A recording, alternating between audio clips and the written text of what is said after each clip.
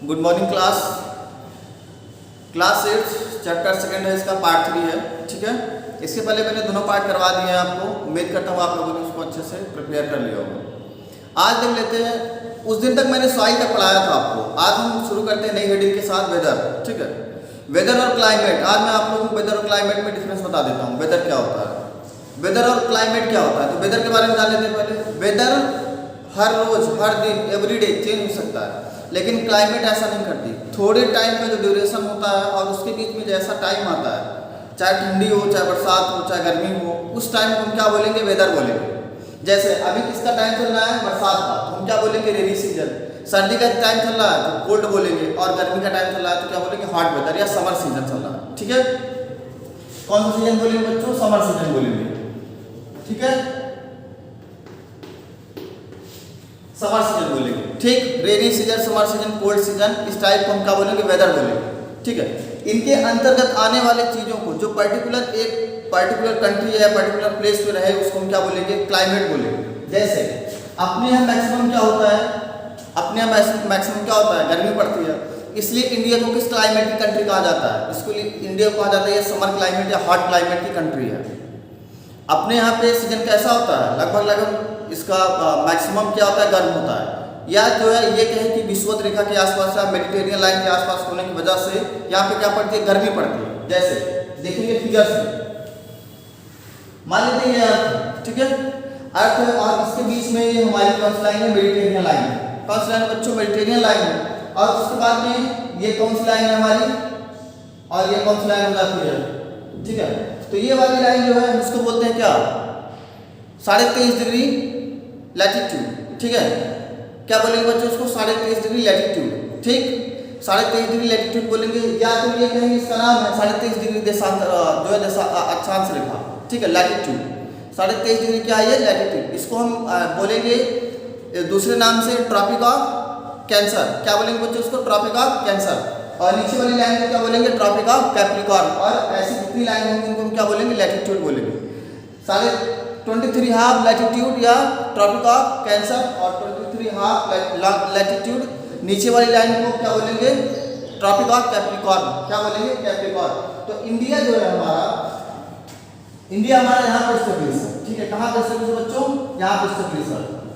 ठीक है, इंडिया हमारा यहाँ पर स्टेब्लिश है इस तरीके से। ठीक, इस तरीके से हमारा इंडिया यहाँ पर स्टेब्लिश है। तो इसी वजह से विषुवत रेखा या 0 डिग्री के आसपास होने की वजह से क्या कहते हैं, हम इंडिया को एक हॉट जो है कंट्रीज या समर कंट्री के नाम से जानते हैं। गर्म हॉट क्लाइमेट कंट्री या समर क्लाइमेट की कंट्री के नाम से जानते हैं। तो यहाँ पर होने की वजह से इसको हम क्या नाम दे देते हैं, क्लाइमेट। और कौन सा क्लाइमेट, समर क्लाइमेट की कंट्री। तो भारत हमारा यहाँ पर, इसलिए इसको क्या बोलेंगे, समर क्लाइमेट की कंट्री है। तो सेम कंडीशन इसके अंतर्गत वेदर के अंतर्गत ये तीनों आते हैं, लेकिन क्लाइमेट भारत की कैसी है, वो जो है गर्म है, मतलब हॉट।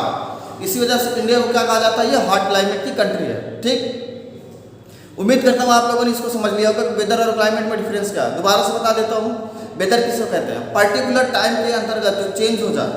ठीक है, जैसे दोपहर तक कैसा होता है, कभी हम अभी के प्रेजेंट के डेज में देख लेते हैं, दोपहर के टाइम में मौसम थोड़ा सा ठंडा रहता है, लेकिन दोपहर के बाद में बारिश आ जाती है। या दोपहर तक धूप रहती है, उसके बाद में बारिश आ जाती है। या दोपहर तक बारिश होती है, उसके बाद में धूप आ जाती है। तो इस चेंजेस को क्या बोलेंगे, इस चेंजेस को बोलेंगे वेदर। जैसे दूसरा एग्जाम्पल, शाम, दिन में मौसम सही है, लेकिन शाम होते होते शाम के 5 या 6 बजे तक जोर से क्या होती है, स्ट्रॉम आता है, आंधी आती है, विंड आती है, उसको क्या बोलेंगे, वेदर बोलेंगे। उसको वेदर चेंज बोलेंगे, उसको क्लाइमेट चेंज नहीं बोलेंगे, उसको वेदर चेंज बोलेंगे कि मौसम कैसा हो गया, बदल गया। ठीक है, मौसम चेंज हो गया, वेदर चेंज हो गया। तो उम्मीद करता हूँ आप लोगों ने क्लाइमेट और वेदर को समझ लिया होगा।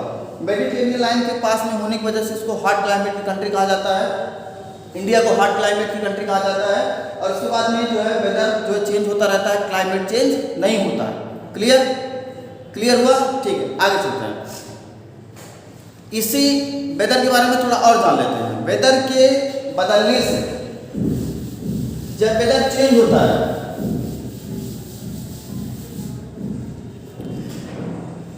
जब क्या होता है, जब वेदर चेंज हो जाता है, ठीक है, वेदर चेंज हो जाता है तो क्या होता है, बहुत सारी चीज़ों में जो है चेंजेस आते हैं। वेदर के चेंज होने से बहुत सारी चीज़ें चेंज होती हैं। जैसे हम बोल लेते हैं रात को, ठीक, क्या वेदर के चेंज होने से रॉक चेंज होगी? बिल्कुल चेंज होगी। चट्टानें क्या होंगी? टूटे फूटेंगी। और इन्हीं चट्टानों के टूटने फूटने की वजह से क्या निर्माण होता है? क्या बनेगा? सॉइल बनेगा। तो वेदर की वजह से चट्टानें टूटती फूटती हैं और चट्टानों के टूटने फूटने से क्या हो जाता है? सॉइल का निर्माण होता है। कैसे? जैसे हम मान लेते हैं कि कोई ये रॉक है, मान लेते हैं ये एक रॉक का टुकड़ा है, ठीक है, पीस ऑफ रॉक है, और उसके बाद में बहुत ज़्यादा ये ऐसी जगह पे है जहाँ बहुत ज़्यादा सर्दी पड़ रही है, ये उस जगह पे है जहाँ बहुत ज़्यादा सर्दी पड़ रही है, या उस ऐसी जगह पे जहाँ बहुत ज़्यादा गर्मी पड़ रही है, मतलब वहाँ का वेदर बहुत कोल्ड है या बहुत हॉट है। तो क्या होगा कि उस टाइम के बाद इसमें क्या हो जाएगा? ये टूटना फूटना शुरू हो जाएगा वेदर की वजह से।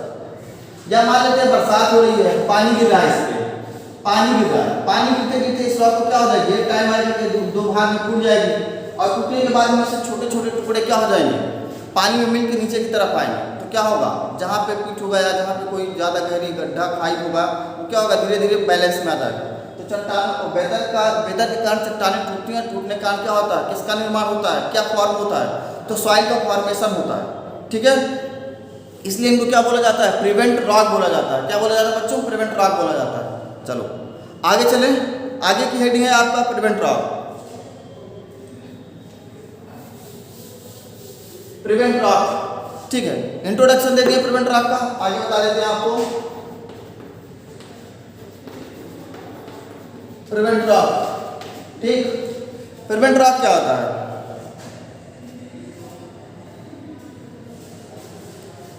ऐसी ओरिजिनल रॉक, ठीक है, जैसे मैंने अभी आपको रॉक के बारे में बताया,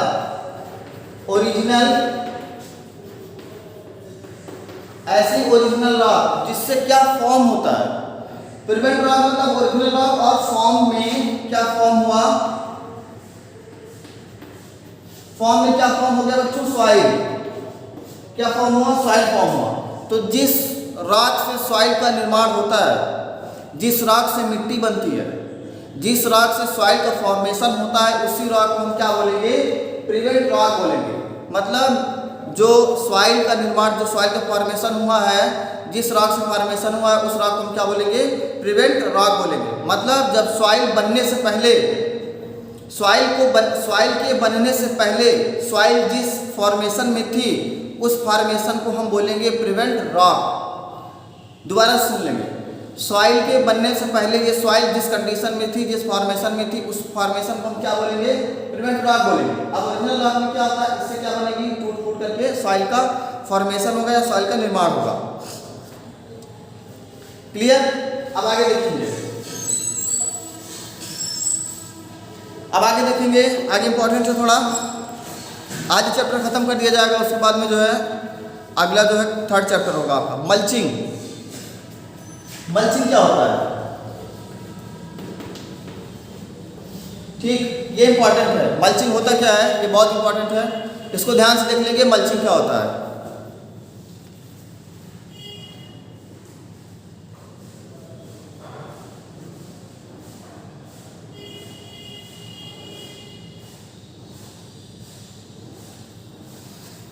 ठीक है, हेडिंग डाली होंगे आपने, हेडिंग लगा लिया होगा मल्चिंग, ठीक है। तो मल्चिंग क्या होता है? मल्चिंग में जो मान लेते हैं ये एक ग्राउंड है या एक खेत है, ठीक है, इसको मान लेते हैं ये क्या है? ये खेत है, और इसके अंदर हमको क्या करना है? फसल उगाना। इसके अंदर हमको क्या करना है? इसके अंदर फसल उगाना। और ये खेत ऐसी जगह पे है, जहाँ बहुत ज़्यादा हवाएं चलती हैं। ध्यान समझना, मल्चिंग मतलब होता क्या है? ये एक ऐसी जगह पे खेत है जहाँ बहुत ज़्यादा हवाएं चलती हैं। तो हमने यहाँ पे सीड्स क्या कर दिए? इस मिट्टी में क्या कर दिया? सीड्स डाल दिया। और ये जो ऐसी जगह पे है जहाँ पे हवाएं ज़्यादा चलती हैं, और ये जो लैंड है, ये जो ज़मीन है, ये किस फॉर्म में है? तो ये सैंडी फॉर्म में है। इसकी जो मिट्टी कैसी है? सैंडी सॉइल है। तो इस सॉइल में हमने अंदर क्या कर दिया? सीडिंग कर दिया, ठीक है, सीडिंग का काम कर दिया, यहाँ पे बीज लगा दिया, सीड कर दिया, ठीक। हवा आई इधर से और ऊपर की क्या कर गई? मिट्टी को उड़ा के यहाँ पे लेके आके आ गई। ये जो सॉइल थी सैंडी सॉइल इधर आ गई, इधर आके इकट्ठा हो गई। तो हमने जो यहाँ पे सीडिंग का काम किया था, सीड ऊपर आ गया। तो क्या सीड जब जमीन से ऊपर आ जाएगा तो क्या ये एक छोटे प्लांट में कन्वर्ट होगा? नहीं होगा। ध्यान से समझना बच्चों, क्या होगा, छोटे प्लांट में कन्वर्ट होगा? नहीं होगा। क्यों नहीं होगा? क्योंकि इसको प्रॉपर कुछ चीज़ मिलेगी, न्यूट्रिशन मिलेगा, कुछ नहीं मिलेगा। जैसे ज़मीन से ऊपर आ गया तो इसको टेम्परेचर ज़्यादा मिलेगा, या हवा का जो है हवा की नमी ज़्यादा मिलेगी। टेम्परेचर ज़्यादा मिलेगा तो सूख जाएगा, नमी कम मिलेगी तो जो है ये प्लांट में कन्वर्ट नहीं होगा, इसमें स्पोर्टिंग का काम नहीं होगा। ठीक है, इसी वजह से इस वाली मिट्टी को कवर करने का जो काम किया जाता है, यहाँ पर बांस के बड़े बड़े डंडे लगा करके और ऊपर से जो है इसको कवर कर दिया जाता है किसी पॉलीथीन या किसी जो है और चीज़ से, ताकि जो हवा चले तो यहाँ की मिट्टी उड़ जाती है, यहाँ पे ना आए। इसी काम को क्या बोलते हैं बच्चों? मल्चिंग बोलते हैं। क्या बोलते हैं बच्चों? इस काम को मल्चिंग बोलते हैं। क्लियर? उम्मीद है समझ गए होंगे आपकी मल्चिंग क्या होता है, ये इंपॉर्टेंट है। ऐसी मल्चिंग की खेती कहाँ पे की जाती है बच्चों? ऐसी मल्चिंग की खेती कोस्टल एरिया में की जाती है। कहाँ की जाती है बच्चों? कोस्टल एरिया में की जाती है। कहाँ पे? कोस्टल एरिया में। ये है हमारा कोस्ट, ये सब क्या है बच्चों? ये कोस्ट है, इधर का और इधर का पार्ट क्या है? Coastal area. ठीक है, और यहाँ पे ज़्यादातर हवाएं चलती हैं। हवाएं कहाँ चलती हैं? लैंड से चलती हैं, समुद्र की ओर, इधर की ओर। ठीक है, या कभी इधर की ओर चलती हैं। तो यहाँ पे जो खेती की जाएगी ऐसे यहाँ पे हैपनिंग होने को देखने को मिलती है। ये कंडीशन सबसे ज़्यादा किस एरिया में, भारत के किस एरिया में अपनाई जाती है? तो बच्चों ये कंडीशन सबसे ज़्यादा भारत किस वाले एरिया में, जिसको हम क्या बोलते हैं? उड़ीसा। क्या बोलते हैं बच्चों? उड़ीसा बोलते हैं। क्या बोलते हैं बच्चों? उड़ीसा। तो ये भारत के उड़ीसा स्टेट में सबसे ज़्यादा क्या होता है? ऐसी मल्चिंग की खेती वहाँ पे की जाती है। क्लियर? मल्चिंग आप समझ गए होंगे, और उसके बाद में अब आगे देखते हैं। ठीक है, मल्चिंग आप लोगों ने अच्छे से समझ लिया होगा, अब आगे देखेंगे। टेरेस फार्मिंग क्या होता है? टेरेस फार्मिंग,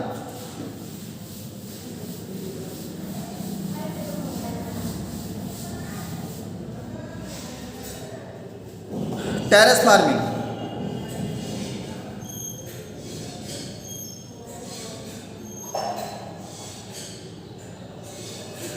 टेरेस फार्मिंग किसे कहते हैं? टेरेस मतलब आप समझ रहे होंगे टेरेस मतलब क्या होता है। टेरेस मतलब सीढ़ी होती है।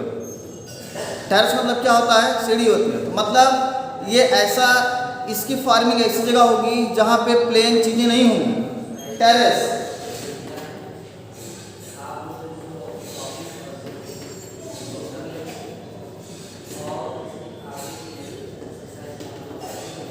Terrace farming.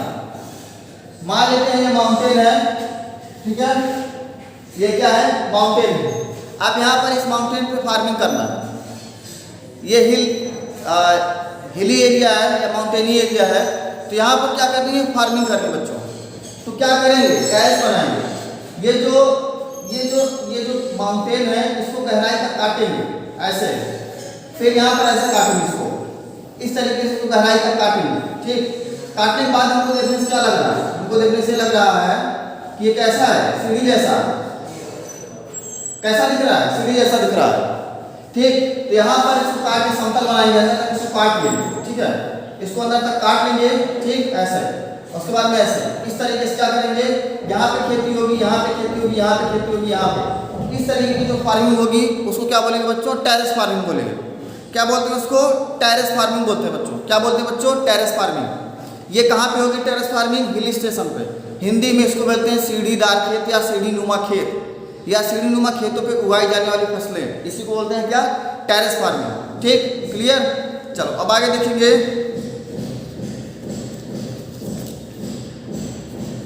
इंटरक्रॉपिंग।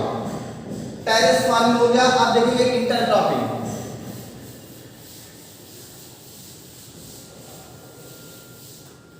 क्या देखेंगे बच्चों? इंटरक्रॉपिंग देखेंगे।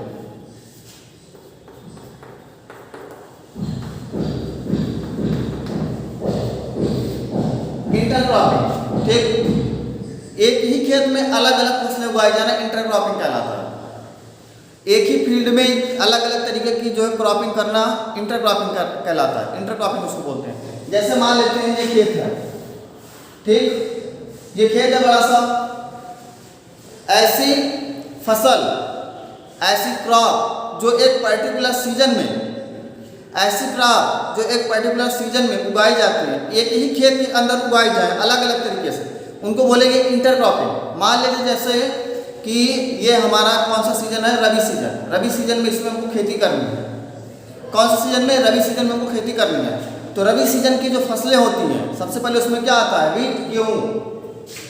मान लेते हैं यहाँ पर क्या लगा दिया गया? गेहूँ लगा दिया गया। ऐसे क्या लगा दिया गया? गेहूँ लगा दिया गया। ठीक, इधर ये 3 एरिया में बगल बगल में हमने क्या, किसकी फार्मिंग कर दी? किसकी क्रॉपिंग कर दी? सीड्स, वीट की। ठीक, और उसके बाद में दूसरी क्रॉप क्या होती है? दूसरी मेजर क्रॉप क्या होती है? मस्टर्ड की। तो यहाँ पर हमने क्या कर दिया? मस्टर्ड लगा दिया। इस वाले एरिया में मस्टर्ड लगा दिया। यहाँ पे हमने यहाँ पे मस्टर्ड की क्रॉपिंग कर दी। और किसकी क्रॉपिंग हो सकती है? तो यहाँ पे पी मतलब मटर की। ठीक, हमने यहाँ पे क्या कर दिया? इतने एरिया में पीस उगा दिया, मटर। ठीक, और किसकी क्रॉपिंग होती है? पोटैटो की। तो यहाँ पर हमने क्या कर दिया? पोटैटो लगा दिया। और हमने यहाँ पे ग्रेन लगा दिया, चना। ठीक है, बरले, इस तरीके से। ठीक, तो यहाँ पर एक ही खेत के अंदर अलग अलग फसलों को उगाना क्या कहलाता है बच्चों? इंटरक्रॉपिंग कहलाता है। एक ही खेत में अलग अलग फसलों को उगाना, एक ही खेत के अंदर अलग अलग फसलों को जो है ग्रो करना क्या कहलाता है? इंटरक्रॉपिंग कहलाता है। क्लियर? इंटरक्रॉपिंग क्या होता है? समझ में आया? क्लियर? चलो अब आगे देखेंगे। इंटरक्रॉपिंग के बाद में कंटूर प्लविंग। ठीक है, कंटूर प्लविंग क्या होता है? कंटूर प्लविंग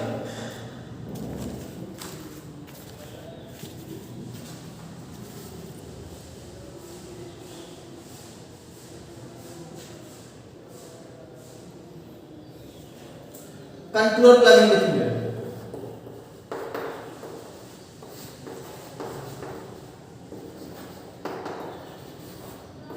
ठीक, कंटूर प्लगिंग ये भी एक पार्ट है किसका? ये भी एक पार्ट है किसका? टेरेस फार्मिंग का। टेरेस फार्मिंग का एक पार्ट है। टेरेस में हमने देखा था कि एक के बाद एक सीढ़ी नुमा क्या थे? खेत बनाए गए थे। कंटूर प्लगिंग में ऐसा नहीं है। कंटूर प्लगिंग में ऐसा नहीं, इसमें पैरेलल काम होता है। कैसा होता है बच्चों? पैरेलल। ठीक है, जैसे इसमें पैरेलल मान लेते हैं ये कैसा है? ये मान लेते हैं माउंटेन है। ठीक है, ये माउंटेन है। ठीक है, कंटूर प्लगिंग हमको यहाँ पे करनी है। हमको यहाँ पे टेरेस फार्मिंग नहीं करनी है। क्या करनी है?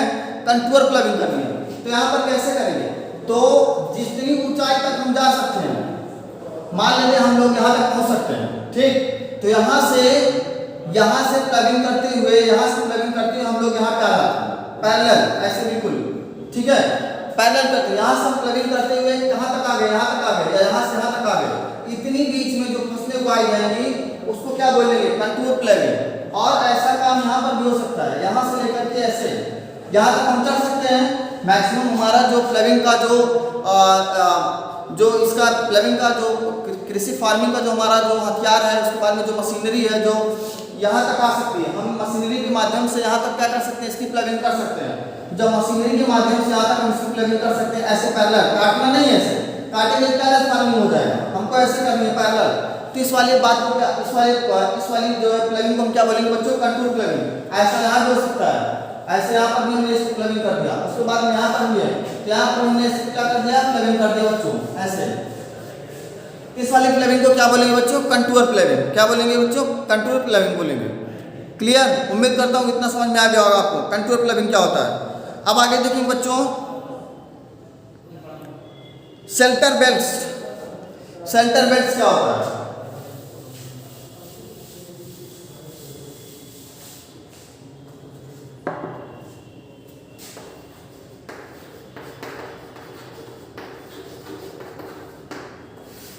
शेल्टर बेल्ट्स क्या होता है? ये पार्ट है मल्चिंग का। कंटूर प्लगिंग पार्ट था किसका? टेरेस फार्मिंग का। और ये शेल्टर बेल्ट्स पार्ट किसका है? मल्चिंग का। ठीक है, जैसे मल्चिंग में हमने बताया था आपको कि इस तरीके से खेती होती है। ठीक है, इसको कवर कर दिया जाता है पूरा बगल बगल बाढ़ लगा करके। शेल्टर और मल्चिंग का दूसरा काम ऐसे होता है। ठीक है, ऐसे। ठीक, यहाँ पर कवर कर दिया जाता है मिट्टी को, और उसके बाद में यहाँ से पौधे निकलते हैं। तो सेम कंडीशन शेल्टर बेल्ट्स में ऐसी खेती होती है। इसको भी पूरी तरीके से कवर कर दिया जाता है, और उसके बाद में इसको हटाया नहीं जाता, क्योंकि इसके अंदर एक ऐसी फसल को उगाया जाता है जिसके लिए धूप की जरूरत ही ना पड़े। इसको क्या बोलेंगे? शेल्टर बेल्ट्स बोलेंगे। ठीक है, क्या बोलेंगे? Shelter belts. और ये एक जगह पर नहीं होगी बच्चों। बेल्ट्स का मतलब होता है कि एक पर्टिकुलर एरिया में एक ही चीज की खेती हो जाए, इसको बेल्ट बोलेंगे। जैसे कभी कभी हम लोग कहीं पर जाते हैं किसी मोहल्ले में, तो वहाँ पर पर्टिकुलर डिनोट किया जाता है कि ये जो है ये बेल्ट है, यहाँ पर इस कास्ट के लोग ज़्यादा रहते हैं।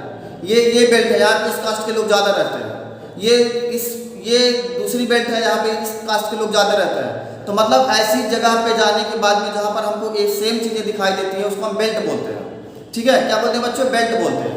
ठीक, तो यहाँ पर जैसे ये सेंटर बेल्ट है, तो ऐसी जगह पर हर एक जगह सेम ऐसे हमको दिखेगा।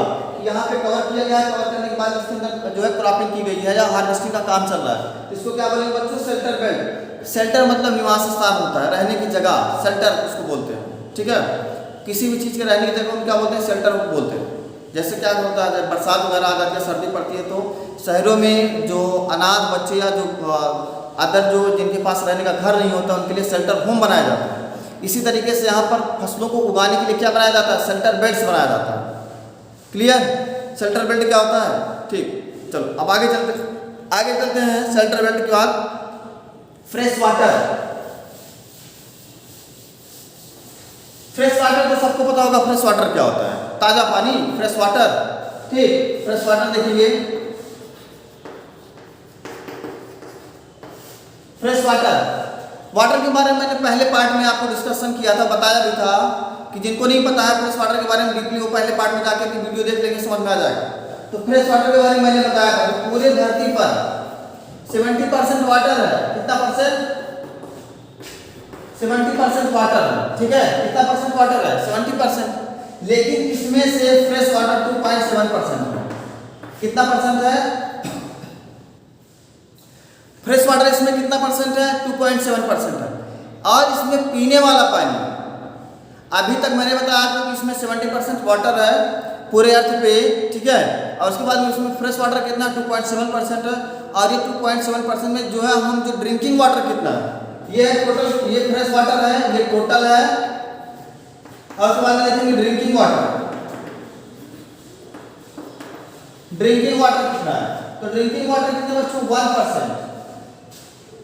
ड्रिंकिंग वाटर कितना है? 1% है। कितना परसेंट है ड्रिंकिंग वाटर? 1% है ड्रिंकिंग वाटर। ठीक है, ड्रिंकिंग वाटर की परसेंटेज कितना है? तो 1%। तो हमारे लिए दोनों जो इम्पोर्टेंट है, इसी फ्रेश वाटर में से 1% कितना है? ड्रिंकिंग वाटर है। ठीक, क्लियर हुआ ना? चलो अब आगे देखेंगे। फ्रेश वाटर क्या है? Fit for human consumption, called fresh water. ऐसा पानी जो ह्यूमन के लिए, ह्यूमन को कंज्यूम करने के लिए सही हो, फ्रेश वाटर बोलते हैं। Fit for human consumption called fresh water या drinking water. Clear? Human consumption के लिए क्या है? 2.7% में। कंजम्पशन में सिंचाई का भी आ जाएगा 2.7% में। सिंचाई वाला भी पानी, तो उसको भी तो ह्यूमन कंज्यूम कर रहा है, नहीं कर रहा है? क्या हम समुद्र के पानी, खारे पानी से हम खेतों की सिंचाई कर सकते हैं? नहीं कर सकते। क्या हम जो नहर का पानी आता है वो फ्रेश वाटर है? नहर का पानी जो आता है वो थोड़ा सा उससे हम यूज में कर सकते हैं, कंज्यूम कर सकते हैं। कैसे कंज्यूम कर सकते हैं? उससे हम सिंचाई कर सकते हैं। ठीक है, उसको स्टोर करके उसका ग्राउंड लेवल हम बढ़ा सकते हैं ताकि वो जो है नीचे जा करके छान करके फ्रेश हो जाए। उसके बाद में जो हम पीते हैं पानी वो 1% है, ये भी फ्रेश वाटर में आ जाता है। तो जितना भी आदमी जो है वाटर को कंज्यूम करता है उसको हम क्या बोलेंगे? फ्रेश वाटर बोलेंगे। क्लियर? चलो अब आगे देखेंगे। इसके बाद में हमारी अगली है वाटर साइकिल। क्या है वाटर साइकिल? क्या है वाटर साइकिल? ठीक है, वाटर साइकिल सबको पता है, पानी को जो है दोबारा से यूज करने के लिए बना देना। जैसे नदियों का पानी क्या होता है?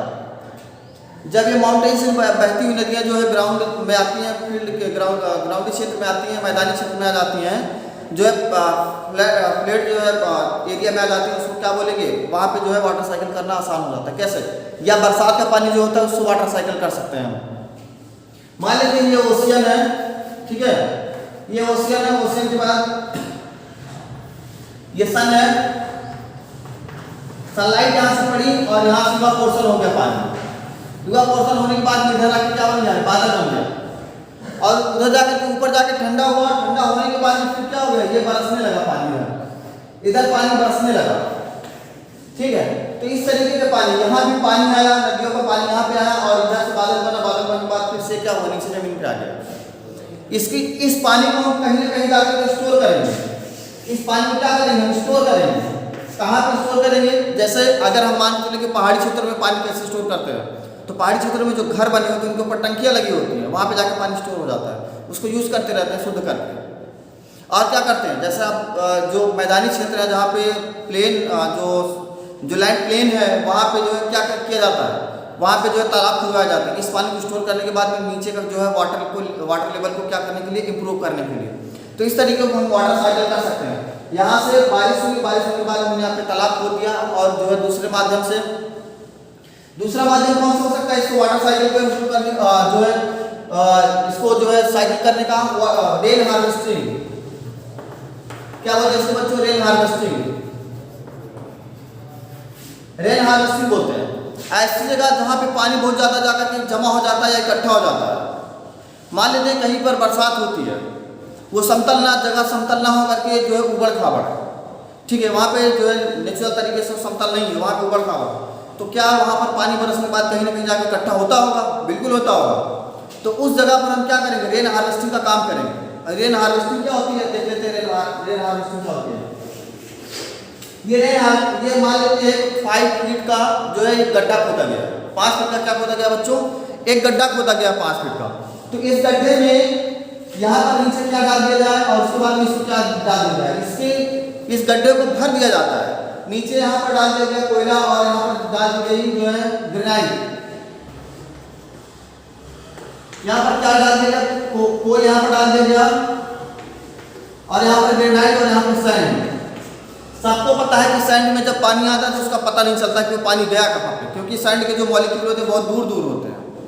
इसी वजह से सैंड में पानी जो है रुकता नहीं है, वो बहुत तेजी के साथ नीचे चला जाता है या सोख लिया जाता है, क्योंकि उसके मॉलिक्यूल कहाँ होते हैं, बहुत दूर दूर होते हैं।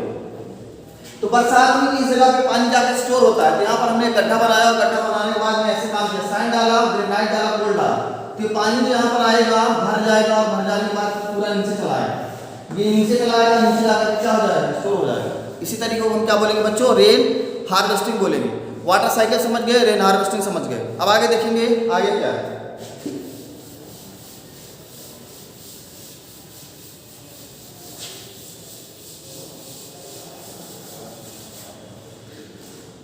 वाटर साइकिल, रेन हार्वेस्टिंग समझ में आ गया। अब उसके बाद देखेंगे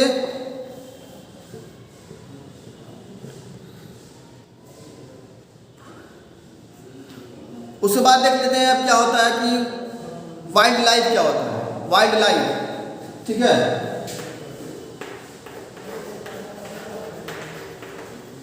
वाइल्ड लाइफ देख लेते हैं और उसके बाद देख लेते हैं टुंड्रा। टुंड्रा देख लेते हैं और उसके बाद देख लेते हैं बायोस्फीयर।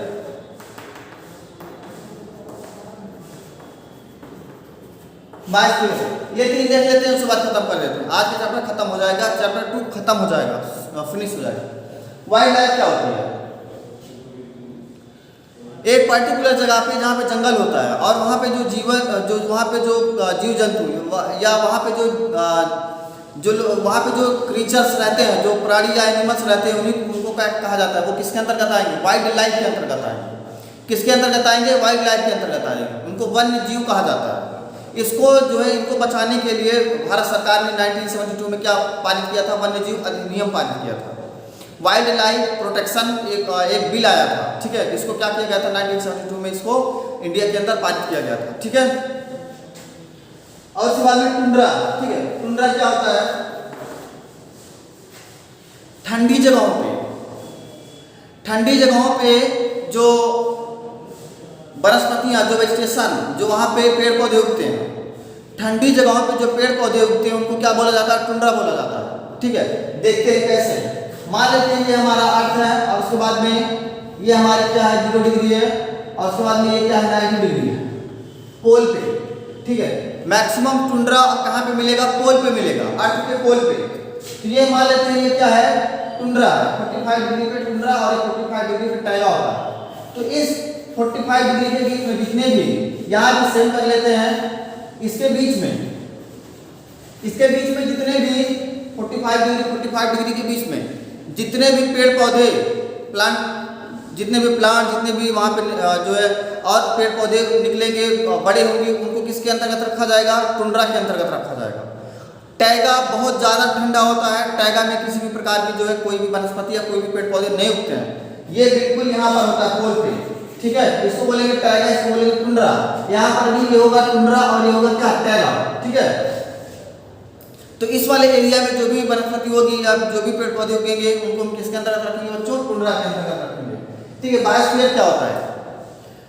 ग्लोबल तरीके से, ध्यान समझना, बायोस्फीयर क्या होता है? ग्लोबल तरीके से कहीं पर, ग्लोबल तरीके से कहीं पर वाइल्ड लाइफ को डेवलप करने के लिए और उनको कंजर्व करने के लिए, संरक्षित करने के लिए किसी भी कहीं पर, किसी भी देश में, इंडिया हो, चाइना हो, नेपाल हो, भूटान हो, श्रीलंका हो, म्यांमार हो, उसके बाद में चाहे ईरान हो, इराक हो, कहीं पर भी वाइल्ड लाइफ को कंजर्व करने के लिए और उनको डेवलपमेंट के लिए जो काम किया जाता है वो किसके अंतर्गत आ जाता है? बायोस्फीयर के अंतर्गत आ जाता है। किसके अंतर्गत आता है बच्चों? बायोस्फीयर के अंतर्गत आता है। और ये बायोस्फीयर जब इंटरनेशनल जो वहाँ पे संस्थान होते हैं उसके द्वारा चिन्हित किए जाते हैं, इंटरनेशनल संस्थान के द्वारा क्या किए जाते हैं? चिन्हित किए जाते हैं। जैसे कौन सी संस्थान होती है, इनको देखने का काम किसका होता है? यूनेस्को का होता है। किसका होता है बच्चों? यूनेस्को का होता है। किसका होता है बच्चों? यूनेस्को का होता है। तो बायोस्फीयर के अंतर्गत जो चीजें ग्लोबल तरीके से उनको कंजर्व किया जाए और डेवलप किया जाए उनको किसके अंतर्गत रखा जाएगा? बायोस्फीयर के अंतर्गत रखा जाएगा। उम्मीद करता हूँ आप लोगों ने इतना अच्छे से, बहुत अच्छे से इसको तैयार किया होगा, पढ़ा भी होगा। अब जो इसके आगे का जो चैप्टर 3 है, इसका जो चैप्टर 3 है इसके बाद में कल डिस्कस किया जाएगा। आज के लिए इतना ही। चैप्टर नहीं समझ में आता है, 1 से 2 बार वीडियो को चला के देख लेंगे, पूरी तरीके से समझ में आ जाएगा। बिल्कुल सिंपलेस्ट फॉर्म में पढ़ाया हूँ मैं, इसमें कोई जो है ऐसी बात नहीं बोली गई जो आपके समझ में ना आए। ठीक है, बिल्कुल फिगर से सारी बात एकदम बिल्कुल क्लियर की गई है। आज के लिए इतना ही रखते हैं और उसके बाद में जो है आज इसका नेक्स्ट चैप्टर जो है 3rd चैप्टर कल से पढ़ाया जाएगा। आज के लिए इतना ही, थैंक यू।